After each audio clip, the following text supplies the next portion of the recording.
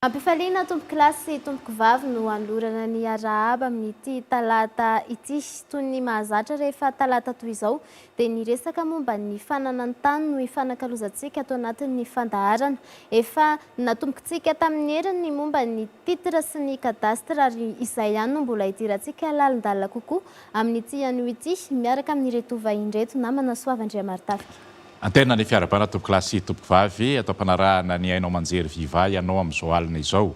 Ny fandarana ny ZOKO izay fanaraka ao moa dia iresahantsika ny tranga izay tokony ahafantaran'ny olom-pirenena ny zony ary izany zo izany mazava ho azy dia ny lalàna no mamaritra sy miantoka azy. Izay tontolon'ny fananantany izay efa nisina resaka manodidina ny hoe titre sy kadasitra dia alalinina sy amafisina ny fanazavana izany amin'ity anio ity satria betsaka ihany koa ny manitikitika ny mpanaraka ny fandarana mametraka fanontaniana sy mangatam-panazavana manodidina izany hoe titre sy kadasitra izany ka dia rariny sitsiny raha toka mbola ifototra amin'izao hoe titre sy kadasitra izay ny fandarantsika amin'izao alina izao ka dia ny namako Farinera Zafina Velo no hanolotra ireo vahiny amin'izao alina izao. Vahiny efa niaraka antsika tamin'ny talata teo ihany no vahintsika izay hita avy ato amin'ny ilany avato.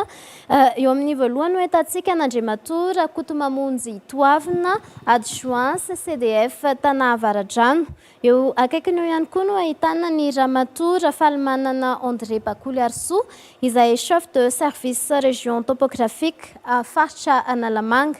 Avy ato amin'ny ilany avato kosa no ahitantsika ny vahiny izay tamin'ity androany ity no miaraka amintsika voalohany Ramatoa Andrianjanaka Arvelo Tahina adjoint CDF Tana Avaradrano ary eo akaikiny eo Ramatoa Rakotondrazana ny Noroanta Emilda CDF Tana Avaradrano.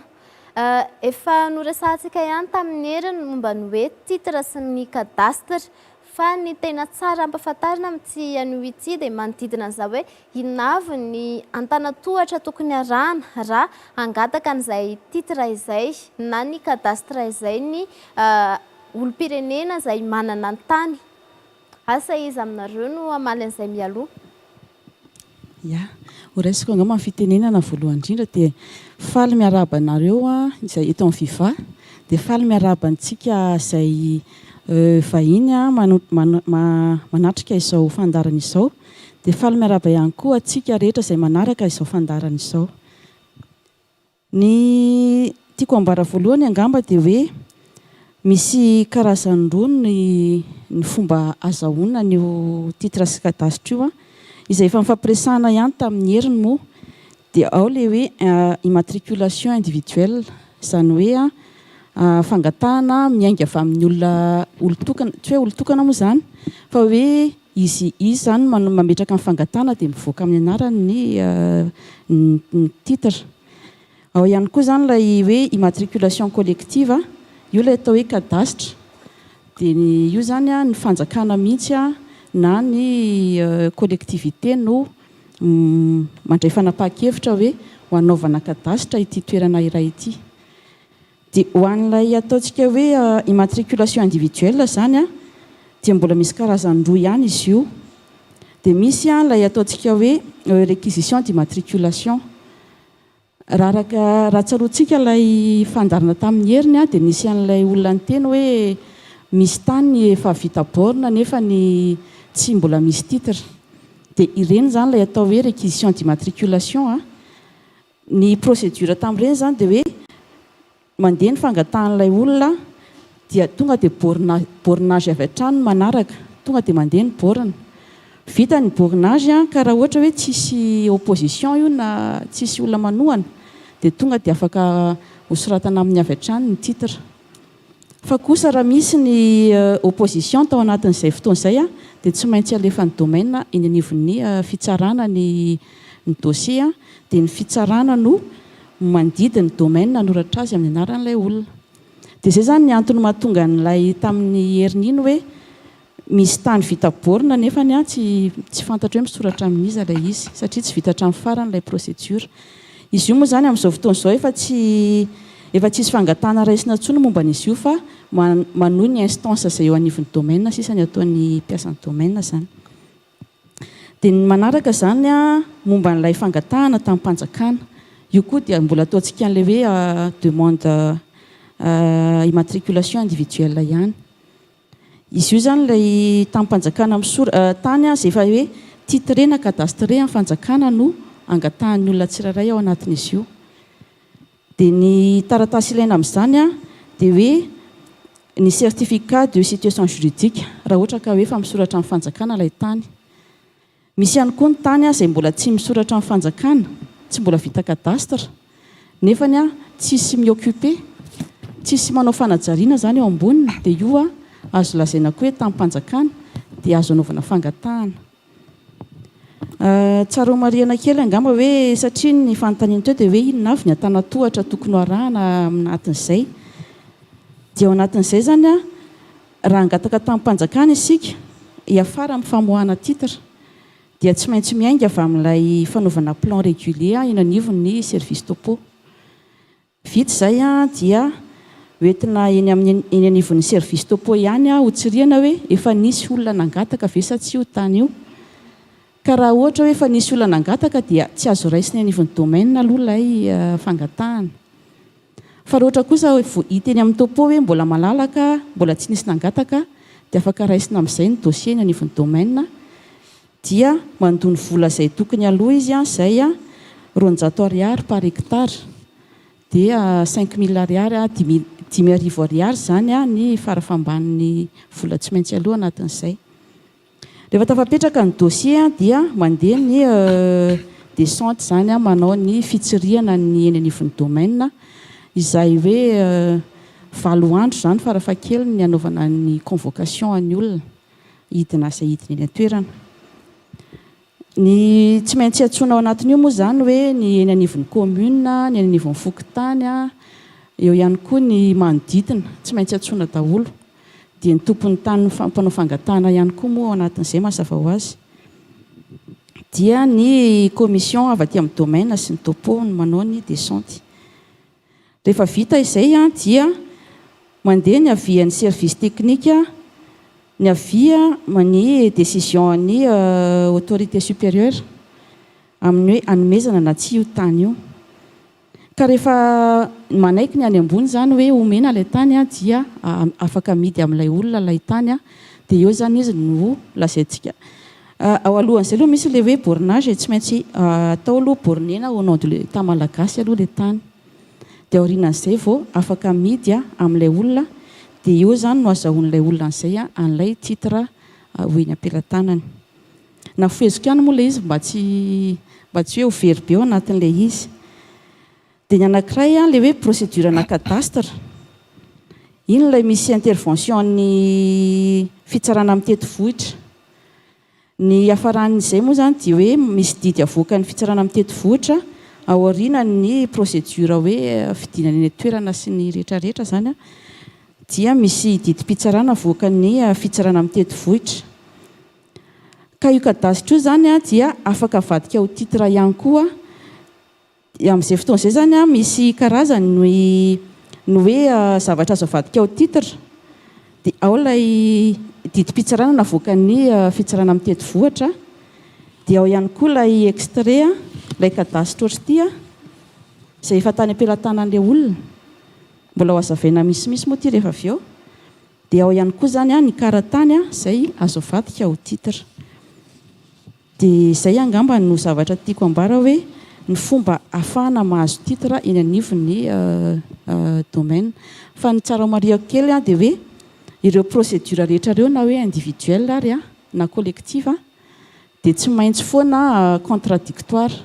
Tiako tenena zany hoe tsisy atahorana hoe nandehandeha ho azy tany io fa misy foana ny descente sur terrain miaraka amin'ny manodidina rehetrarehetra. Mety tombona aveny hoe tany efa titre borné dia mivadika ho tanin'ny commune indray ohatra na hoe ho tamin'ny mpanjakana indray rehefa eo.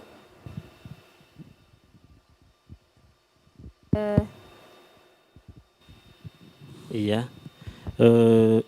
araka ndresana tamin'ny heriny koa dia hoe ny resaka an'ilay hoe définitif fa inatakabla zany hoe efa tsy azo atao intsony zany miataky an'io droit efa établi amin'ny titre io.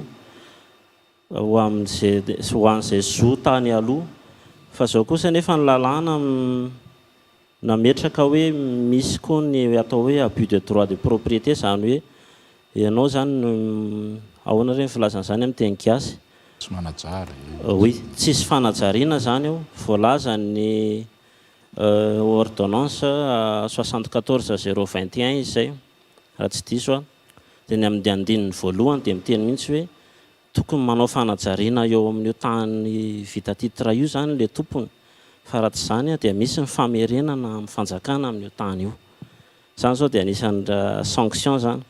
Misy ihany koa ny karazana hoe limite zany mialatsiny amin'ny teny frantsay fa mety izay mahazava anazy hoe ny expropriation pour cause d'utilité publique ohatran'ireny hoe anaovana lalana satria ilain'ny daholo be zany intérêt général raha ohatra ka hoe hita amin'ny fanjakana fa hoe ilainy zany dia amaly amin'izay hoe mety ho lasan'ny commune zany le tany avy eo tena mety ho lasany mihitsy satria raha ohatra ka ilainy hita fa hoe misy filan'ny commune anazy dia reny procédure reny zany afaka arahana reny angalan'ny fanjakana anazy avy eo dia avy eo ho afindra ny commune atao dotation filazana azy amin'ny teny frantsay dia le olona manana an'le titre eny am-pelatanany amin'io mihevitra fa mbola le misoratra amin'ny razambeny mihevitra fa hoe mbola andry zareo foana le izy fa tsy maharaka ny tena situation hoe inona marina tena zava-miseho any amin'ny domaine any mahakasika ny titre io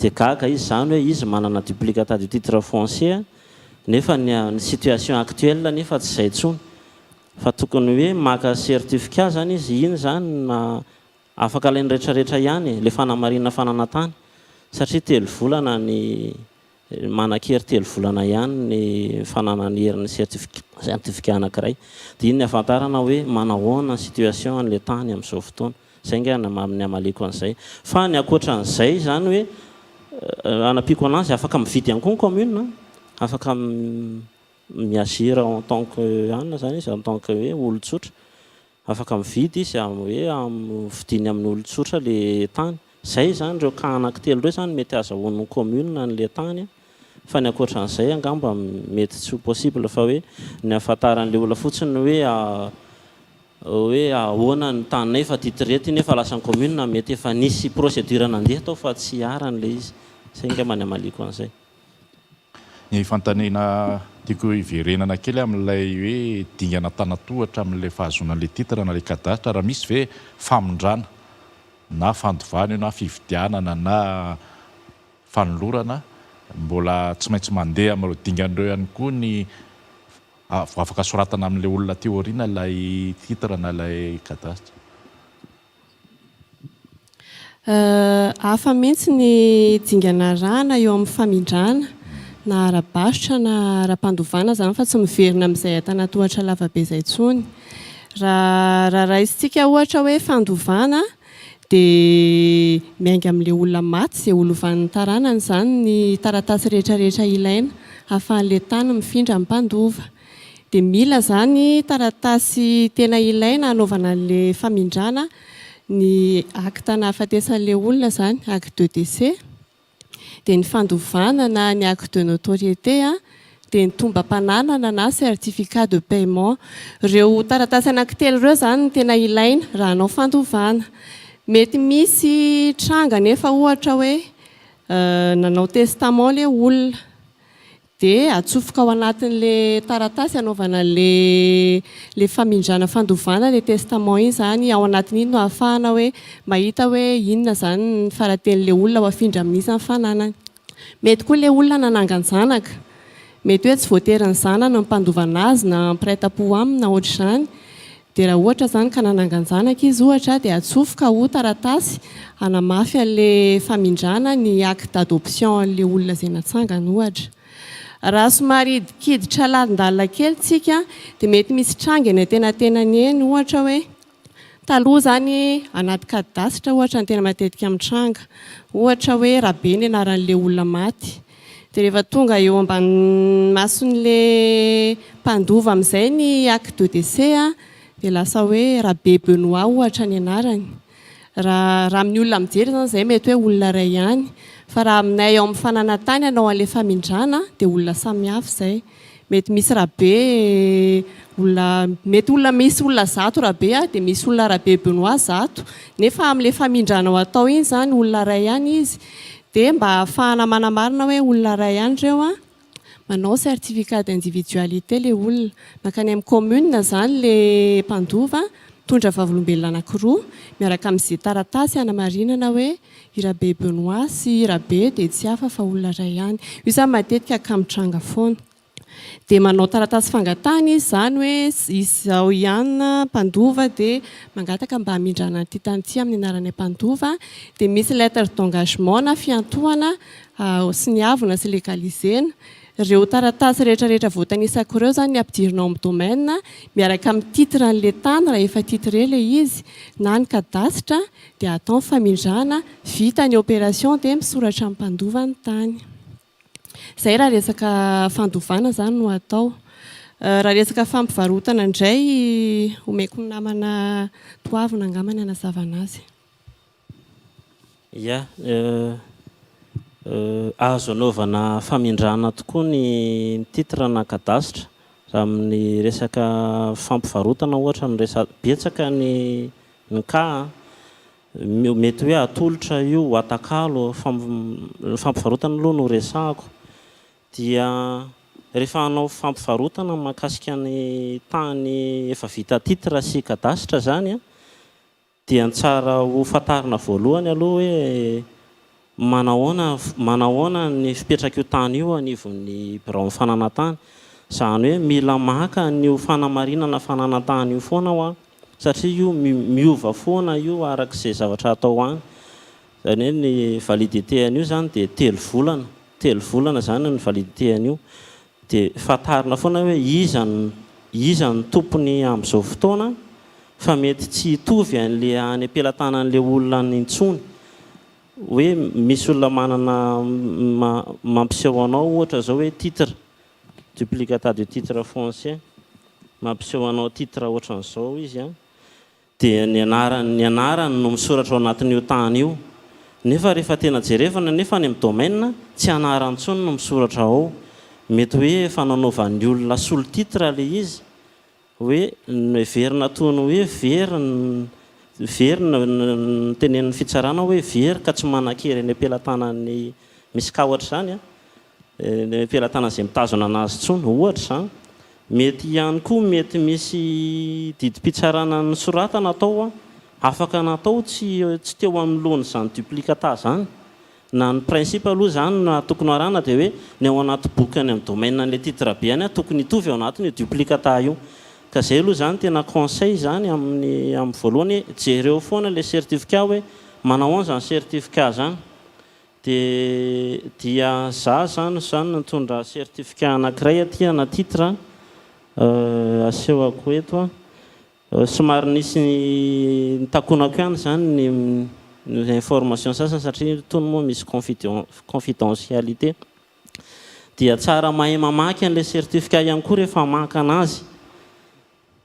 Dia jerevana zany hoe tsy maintsy eo zany mombamomba le tany aty ambony dia manaraka ny tompony dia manaraka hoe amin'ny alalan'ny inona nazahoany io tompony io anazy zay le origine de propriété. Dia aty amin'ny farany aty tsika mahita hoe droit réel zay charge. Dia mila mamaky tsara zany tsika mila mahay mamaky tsara le amin'ny farany iny hoe misy charge ve io. Le charge iny matetika hoe tsy azo anaovana famindrana. Tsy azo anaovana famindrana le izy matetika. Dia mila mahay mamaky zany tsika ny amin'le farany iny hoe misy prénotation avec interdiction mialatsiny amin'le teny frantsay fa mety zay nga mamahazava anazy hoe voarara ny didim-pitsarana ve ny anaovana famindrana amin'io. Mety hoe nanaovana antoka ve io tany io. Ohatrany hoe tomobile misy antoka any amin'ny faritany dia tsy azo atao no mividy anazy satria manjary anao no mitambesatra aminao le antoka. Aty afarany aty daholo zany ny jerevana zay.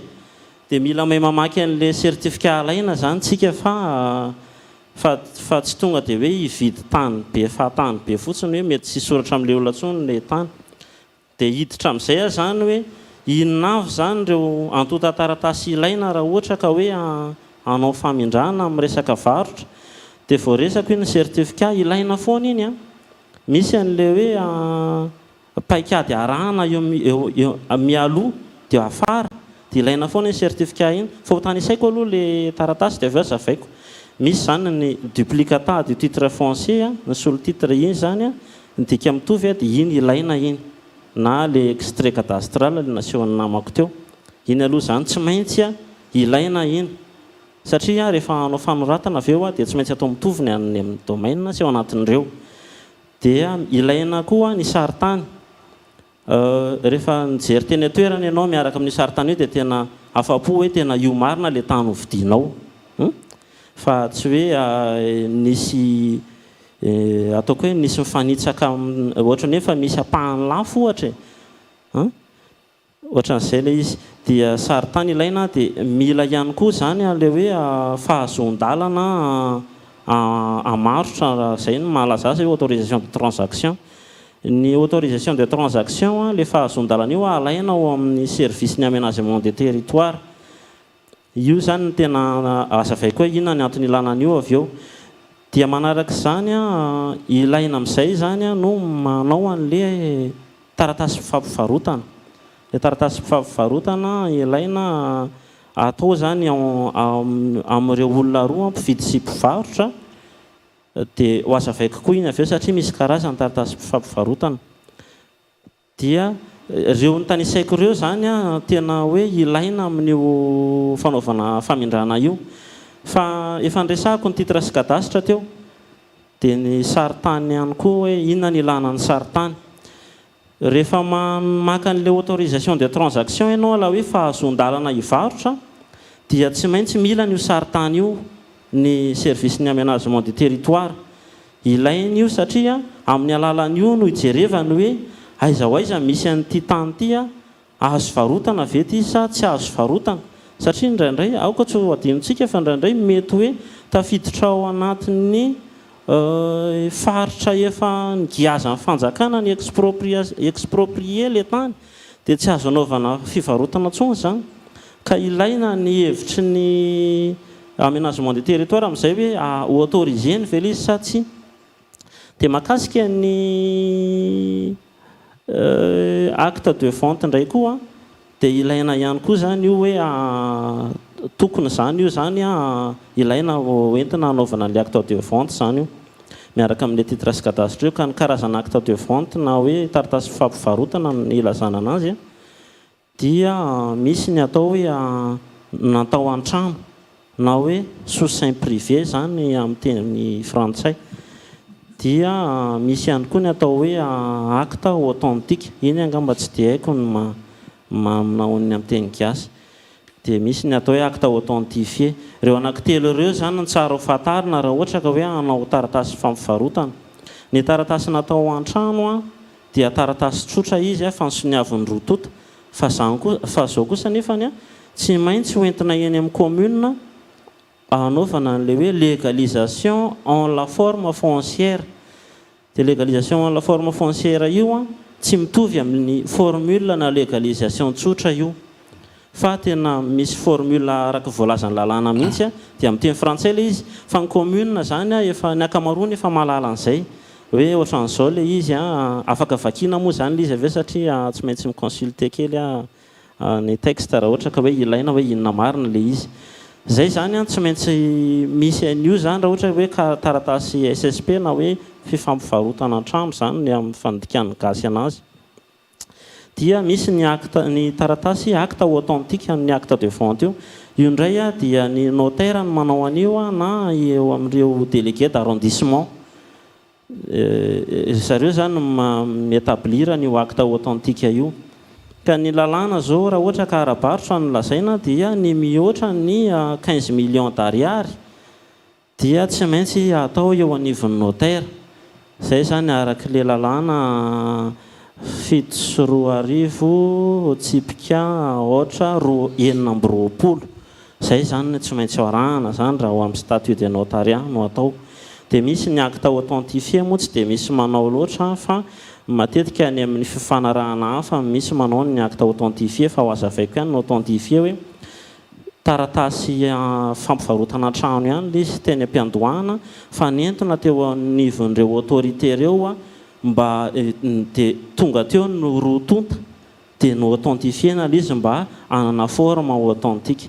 Reo zany ny taratasy tsy maintsy ilaina reo ka mikarakara amin'ireo tsy mora mikarakara an'ireo a fa misy ma le hoe any aloha dia tsy maintsy hoe enregistrena koa zany zao le acte de vente avy eo tena voalazany lalàna iny a hoentina eo any amin'ny ivoketra dia enregistrena iny dia rehefa tena feno zany reo taratasy ireo a zay vao manantona eny anivon'ny domaine hoe anao famindrana amin'izay zahay ka raha ohatra ka tsy eo ampelatana ny titre na kadasitra dia tsy azo ekena zay raha toa ka tsy misy ny didy avy any amin'ny fitsarana amoahana sur le titre zany hoe c'est compte duplicata zany zay zany tsara ho mariana dia rehefa tonga anivon'ny domaine io a rehefa tena feno reo taratasy ireo a dia tsara zavaina amin'ny mpijery ihany koa na anareo ny tokantrano any hoe ohatrinona marina ny vola aloha anareo anaovana ny famindrana io dia ny domaine zany a dia miainga avy amin'ny vidiny voalaza ao anatin'ny taratasy fampivarotana dia ny 200 io a no alain'ny domaine fa raha ohatra kosa nefa ka nakaran'le ivoketra le sarany tokony aloha dia amin'ny alalan'le zay ambony zany no angalana an'le 200 fa tsara mariana foana zany hoe azahoana rosi foana ny vola aloha hoe nivon'ny fananatany fa raha vao tsy azahoana rosi zany dia tsisy zany zay mety zavatra hafahafa kosa zany dia misy ireo kipitsopitsony hoe ametana anazy ohatra ny hoe mividina fourniture sy ny karazany ametanan'io a mety miampy kely zany io mety miampy hoe 35 000 ariary na ohatran'izany dia ny tanina tamin'ny farany teo hoe aleo soratana ara-potoana foana ihany satria misy le sazy rehefa ohatra ka tonga le enim-bolana ny voalazany lalàna dia amin'ny fahafiton'ny volana zany a na taraiky anao a dia efa mitomboka le 100 a zay le sazy a 100 amin'le vola le nalaina iny zany asa raha mazava le koa zany raha ohatra ka hoe 100 amin'le 200 raha zay malaza anazy fa tsy hoe 100 amin'le vidin'le tany dia rehefa feno heritaona iny a dia lasa feno 100 dia mijanona eo amin'ny 100 io dia lasa manjary vesatra le izy dia ny any tanana ihany koa hoe aleo manoratra ara-potoana foana satria ny ratsy koa ny tsy kely lalana mety hoe efa mivarotan'le tany tamin'ny voalohany dia anao tsy navita famindrana dia avy eo mbola anaovan'ny famarotana fandrono indray dia milasa ady tany le izy avy eo zay angamba no mety hoe lavalava fa tsy maintsy nitenenina ka amin'izay le fampivarotana izay ihany nidirako raha ohatra ka lay tany amin'ny akapobeny no namidy misy idiran'ny mpandrefy tany ve zay sa raha ny ampahany amin'ilay tany io vao miditra ny mpandrefy tany amin'ny akapobeny moa le fanazavana teo fa nyresaka ianao hoe misy ny ampahan-tany amidy dia hiditra amin'izay ihany ahako dia mitombo indray zany le taratasy le fantononiko teo aloha lasa atao anakiroa zany raha zay milaza filaza anazy double le taratasy ho alefa any amin'ny domaine satria misy ho alefa ny domaine makany amin'ny topo fa ny dingana arahana tsy mitovy a ny saritany a raha ohatra ka misy fanavahana izy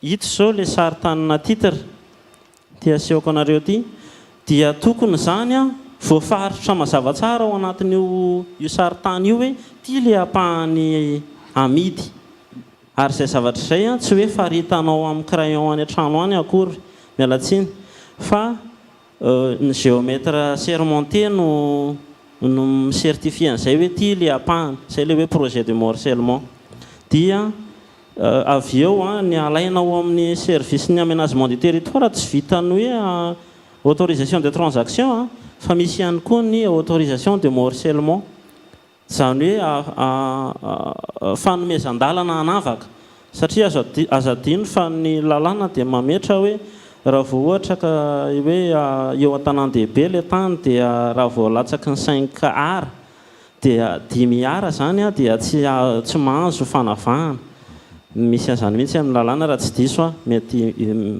marina zay fa ny andininy fotsiny tsy fantatro hoe andininy fafiry zay raha tsy mamerina mijery kely dia zay zao zany dia efa mampiavaka anazy dia rehefa atao double ho ana tsororoa le taratasy dia alefa aloha fanoratana zany a fanavahana ao aminay eo anivon'ny domaine zany dia mahazo laharana titre vaovao le raha ohatra ka feno le fepetra le olona le atao hoe le ilay nahazo an'le tany zany mahazo laharana titre vaovao dia ho alefana eny amin'ny topo hoe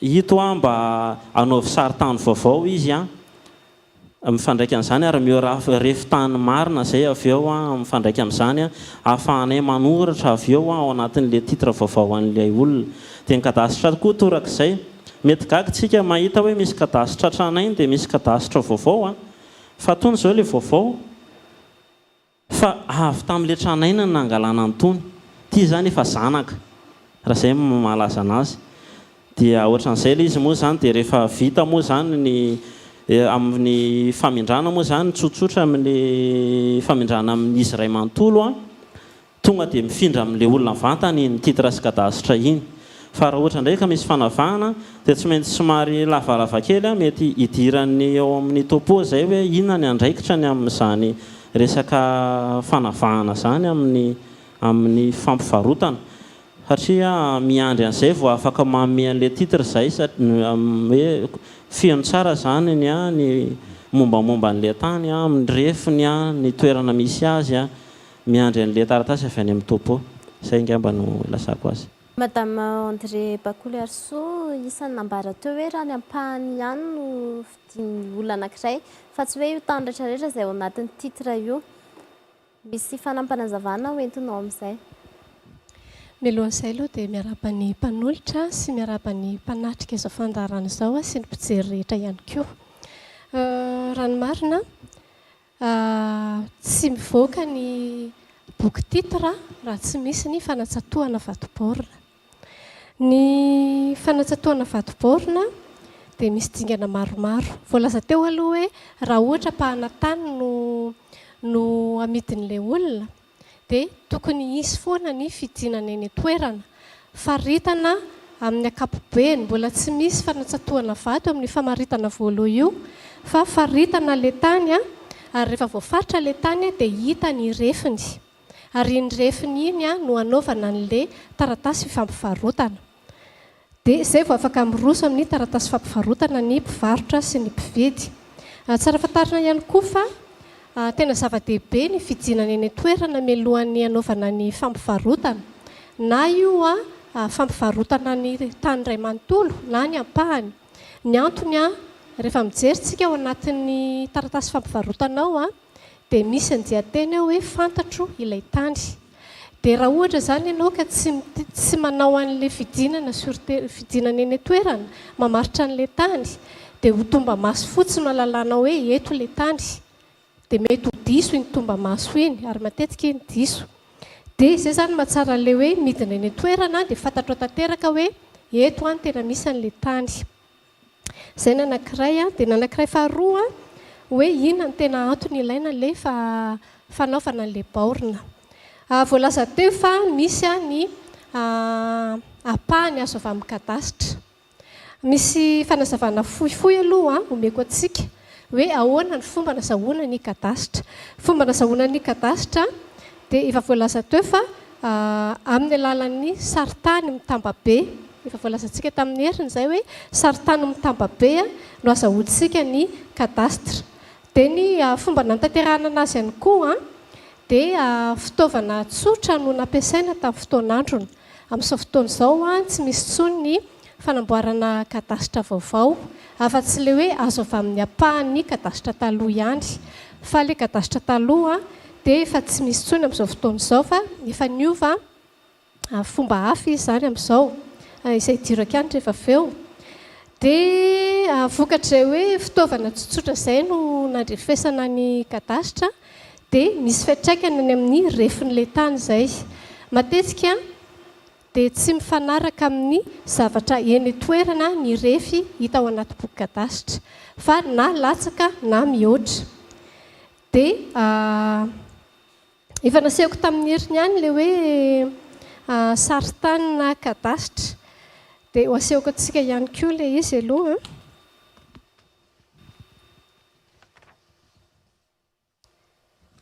Ity izao saritana kadasitra anankiray. Ito miavaka ito misy an'ilay kadasitra anankiray nangatahan'ilay olona. Ito izy raha mijery ny kadasitra tsika dia mitambatra tany maromaro ilay izy. Tamin'ny heriny ihany koa tsika ny fanadihadiana natao dia nisy olona nanana fahasairanana amin'ny fahalalana hoe aiza ny faritra ny taniny. Raha amin'ny kadasitra ny fanaovana ny kadasitra efa tamin'ny taonjato maromaro nanomboka tamin'ny 2,700 tany ho any nanomboka ny fanaovana kadasitra. Amin'izao fotoan'izao maro ny borina kadasitra tsy hita intsony. Dia izay ny antony tsy ahalalàn'ilay olona hoe aiza ny misy an'ilay faritry ny taniny. Dia mba hahalalàna an'iny dia afaka maka ny mpandrefy tany izy ahafantarany hoe aiza ho aiza ny taniny manoloana n'ity saritany ity. Dia maka ny mpandrefy tany izy ary mpandrefy tany mpahay izany hoe géomètre expert ihany no afaka mametraka hoe ity ny faritry le tany. Mbola tsy misy fanatsatoana vato-borina amin'izay fa mametraka fotsiny ilay mpandrefy tany hoe eto sy eto ny faritra raha kadasitra izy. Dia raha ohatra hoe mividy amin'ny apahan'ilay olona ao anatin'ny kadasitra dia misy foana ihany koa ny fitsirihana eny toerana mamaritra an'ilay tany dia avy eo mametraka an'iny famaritana eny toerana iny amin'ilay saritany. Izay vao miroso amin'ny fampivarotana izy ireo. Tsara marihana fa mila atao dika mitovy ilay saritany rehefa miroso fampivarotana ianareo dia mila ihany koa samy asiana signature soniavin'ny mpivarotra sy mpividy ny saritany mba hifanarahana hoe tena io marina ilay tany ny fanarahany rotota. Tsara marihana ihany koa tiana ihany koa mampafantatra anareo fa raha hividy tany vita titre nareo dia ina ny tokony ho fantatra. Ny vita titre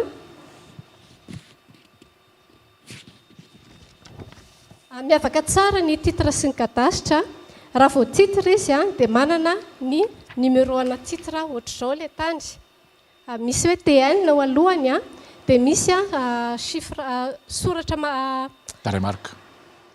taremarika maromaro. Dia izay vao misy reni-tsoratra anankiray miaraka aminy na zana-tsoratra anankiray. Izay izany numéro ny antsoina hoe titre.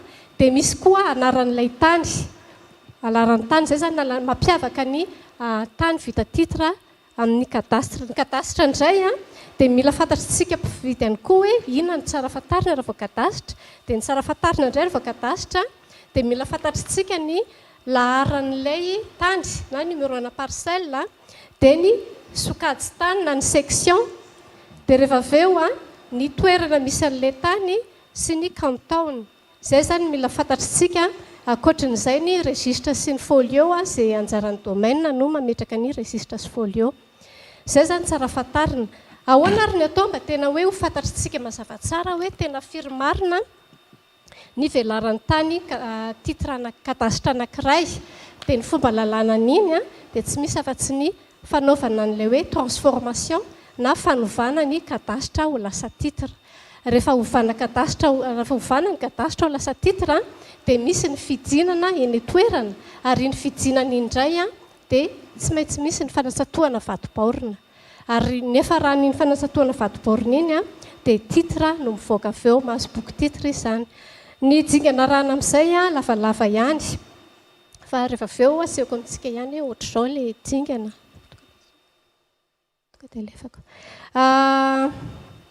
Toy izao ny dingana rana rehefa hoe manao fanatsatoana vato-borina. Ny atota taratasy dia miala avy any amin'ny sampandrarany fananantany foana. Apetraka ny tompona dosy na ny mpanjifa any amin'ny sampandrarany fananantany ny atota taratasy. Avy eo miditra ao amin'ny sampandrarany fandrefesantany. rehefa avy mandeha ny repérage préalable zany hoe fanamarinana an'la tany hoe mbola tsy vita titre le izy a dia zay vao afaka miroso amin'ny fandoavana ny volam-panjakana na ny droit de conservation ny mpanjifa. Dia eto amin'izay vita voaefa ny volan'ny droit de conservation dia miditra tsehatra amin'izay ny mpandrefitany pahay na ny géomètre expert.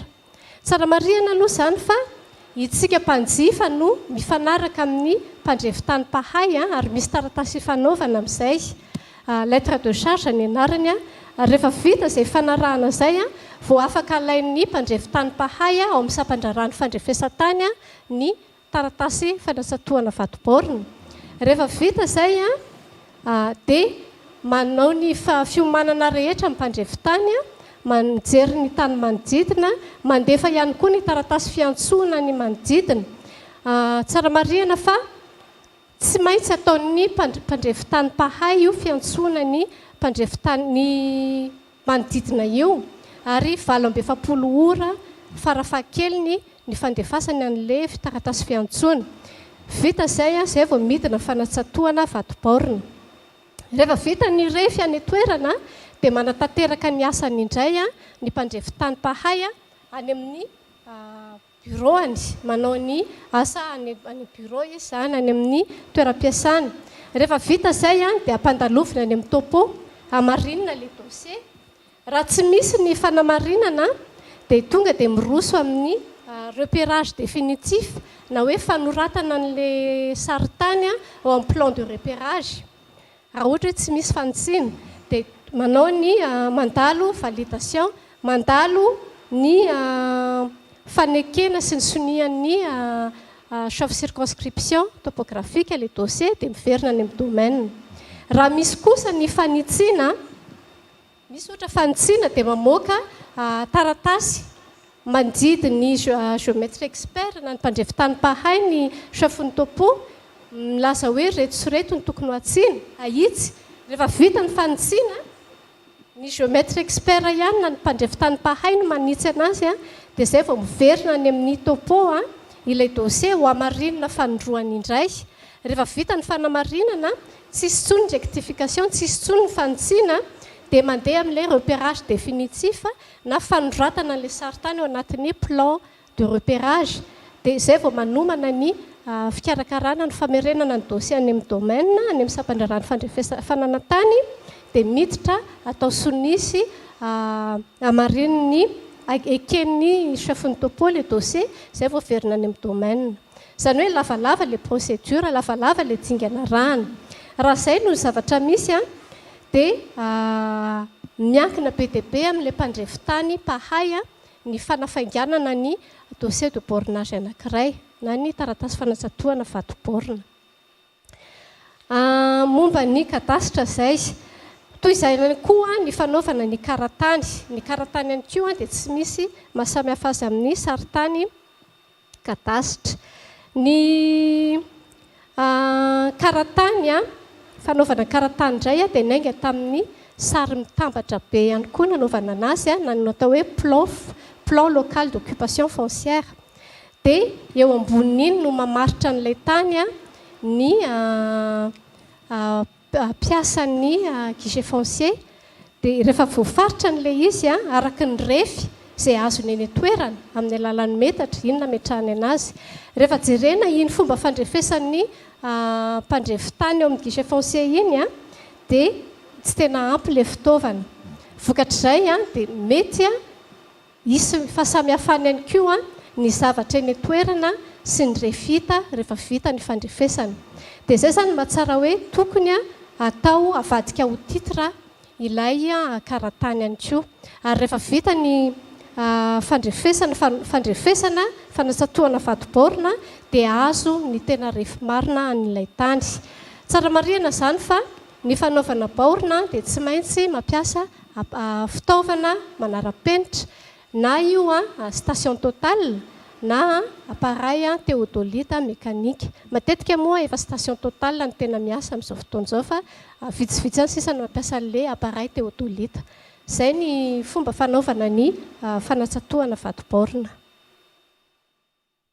Efa mandeha ihany ny fotoanantsika amin'izao ora izao omenay ampahana minitra 2 minitra avy ianareo vahiny nasaina ampita ny afatra tena tiana hipaka any amin'ny mpanaraka ny fandaharantsika any. Famelohan'izay aloha dia hanaraka ny fampahafantarana ny BMTT izay mpanohana ity fandaharana ny ZOKO ity isika.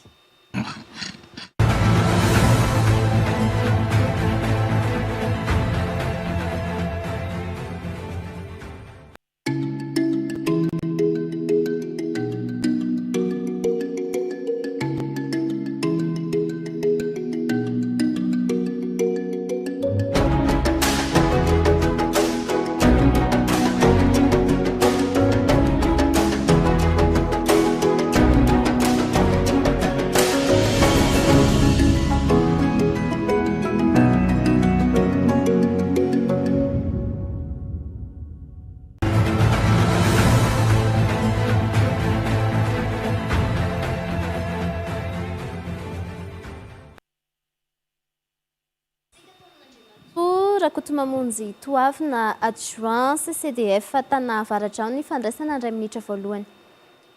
Ya, ny fanentanana zany ho an'izay manaraka ny antokatrano tsirairay avy ihany dia ny resaka famindrana tany amin'ny anaran'ny varotra moa za teo dia eo amin'ny fanaovana ny taratasy fifampivarotana zany tsara foana ny taratasy tsara kokoa raha ohatra ka atao eo anivon'ny notaire na any amin'ny délégué d'arrondissement satria ny anton'izany ny taratasy izay natao an-trano na hoe acte SSP dia voafetra ihany ny isany. Voafetra ny isany ka raha ohatra ka misy ilana azy any ariana any dia tsy afaka mangataka intsony. Kanefa kosa nefa na raha ohatra ka natao teo anivon'ny notaire na tany amin'ny arrondissement ny délégué d'arrondissement administratif ny taratasy fampivarotana dia afaka mangataka dika mitovy amin'ny taratasy iny foana isika. Na ataoko hoe raha hoe mbola tsy rovitra le registrany afaka maka foana dia manentana moa zany amin'ny farany hoe ataovy ara-potoana foana ny fanoratana ny tany eo anivon'ny domaine mba tsy isian'ny ady tany. Zay nge misaotra to. Ramatoa Falmanana André Bakoly-Arso izay chef de service régional topographique eto amin'ny faritra Analamanga. Fanamarinana tsy komenantsika mpijery ny télévision amin'izao dia ny taratasy manodidina ny taratasy rehetra momba ny tany dia miainga avao amin'ny sambandrarany fandrefesan-tany sy ny fananantany avokoa. Raha ohatra ka toerana hafa ny voan'izy io dia tadidio fa mety ho diso na osoka, tsy mety ho diso fa tena diso sady osoka tanteraka zany izany ka mila mitandrina isika mpanjifa. Dia manentana ihany koa zahay eto amin'ny sambandrarany fandrefesan-tany ny mba hanovana ny kadasitra na ny karatany ho lasa titre. Amin'izay tena voamarina tsara ny refin'ny taninao hita mazava tsara ihany koa ny faritra ny taninao ary mahazo anarana sy saritany mitokana ny taninao. Zay zany ny tombontsoa azo raha ohatra hoe miroso amin'ny fanaovana ny titre isika. Ramatoa Andrianjanaka Arvelo Tahina izay adjoint CCDF ao amin'ny district Antanavaratrano. Toy an'ilay fanazavana nentina tamin'ny famindrana ara-pandovana raha maty ny tompon'ilay tany iray teo angamba no tiako hamafisina kely. Sady fanentanana hoe raha vao maty ny olona anankiray dia tsaratsara tonga dia karakaraina ny taratasy rehetrarehetra. Marina hoe fahoriana ilay izy fa mba fotoana fohy ao aorianan'iny zany dia karakaraina ny fandovana. Be da be mantsy ny olona mieritreritra mikarakara dossier hoe ohatra hoe raha olona anankiray tsy manambady, tsy niteraka dia tonga dia hozy izy ilay havany hoe tsy hanaovana fandovana zany izy fa tsy manana mpandova. Dia rehefa any amin'ny génération ary ambany ary karakara ilay fandovana amin'izay voasahirana takiana hoe aiza ny fandovana n'ity olona ity fa ny olona rehetrarehetra dia misy mpandova daholo na tsy niteraka sy tsy nanambady ary izy araka ny lalàna any amin'ny farany rehefa tsisy mpandova izy lasa ny fanjakana malagasy ny mandova an'ilay tany zany. Tsaratsara foana zany atao izay fandovana izay. Manahirana be koa rehefa hoe génération be da be maty indraindray misy dossier miditra efa fahafatesana amanjatony misy an'izany miditra na dosie anankiray na ny tena nay mijery ale izy ary ny tena sahirana dia mampalahelo ilay olona mikarakara n'ilay taratasy be da be hoe tia indray alaina tia indray alaina dia tsaratsara zany vao maty ny olona anankiray dia karakaraina ny taratasy a rehefa maka an'ilay taratasy a amarinina tsara ny zavatra misoratra ao anatiny ohatra hoe manao fandovana any amin'ny commune ianao dia vao mivoaka eo dia amariny tsara hoe marina daholo ve ny anaram-pandova ao anatiny a ny datina aterahana sy ny tariny fa rehefa misy diso indray iny dia olana indray iny rehefa hiditra ao aminay anaovana an'le fandovana. Ramatoa Rakotondrazana ny Noroanta Nilda izay CCDF tana Avaradrano na chef de la circonscription domaniale foncière. Ya, amafisy kely fotsiny angamba ny chef taina teo hoe momba n'ilay olona hoe afaka mandova dia arak'ilay fa reportage tamin'ny heriny ilay hoe nisy hoe zanaky ny razana sy ny zanaky ny fanjakana raha tsy diso dia tiako amafisina zany fa mitovy zo daholo na lehilahy na vehivavy na zoky na zandry afaka mandova daholo raha misy olona maty zany hoe tokony olovaina fa tsy mety le hoe soratana amin'ny lamatoa foana ohatra ny tany fa ny lalàna zany efa mametraka hoe afaka ny zanaka rehetra dia afaka mandova misy sivy moa izy ireo no voatanisao afaka mandova ny olona iray izay maty dia manarak'izay amafisoko kely koa amin'ny resaka fampivarotana le vidina tany rehefa manao acte de vente zany alohan'ny anoratany azy eny anivon'ny fananantany dia tsy maintsy voaloha vao efa daholo aloha ny vola izay vao afaka soratana eny anivon'ny domaine izany hoe rehefa misy jerenareo fa ao anatin'ny acte de vente dia tokony soratra foana hoe ny vola vidin'ny tany dia efa tapitra voaray ny mpivarotra avokoa izay zany tena tsy maintsy hita ao anatin'ny acte de vente dikan'izay zany raha mbola hoe tsy voaloha tanteraka ilay vola tokony hoe promesse de vente ohatra ny natao hoe fifanarahana vodiondrom-barotra moa filazan'iny dia iny zany tsy mbola afaka soratana ety anivon'ny domaine raha tsy tena hoe voaloha tanteraka ilay vola ka raha ohatra hoe misy acte de vente ka tsy voalaza ao hoe ny vola vidin'ny tany dia efa tapitra voaray avokoa dia tokony takiana zany any amin'ilay mpivarotra hoe le hoe atao hoe quittance de prix taratasy mitokana mihitsy zany iny milaza fa efa voarainy le vola avy any amin'ilay ny vidin'ny tany dia izay zany ny taratasy ampiarahana amin'ireo efa voalazan'ny chef toavina teo moa zany dia fanentanana ihany koa zany hoe rehefa hitondra izay taratasy rehetra izay eny anivon'ny sampandrarany fananantany dia aleo tonga dia nitompona andraikitra avy hatrany fa tsy manatona mpaneranelana sotrapetsaka. Mankasitraka anareo efatra mianadahy mahavany momba izay titre sy ny kadasitra teto amin'ny fandaharana ny zoko izay.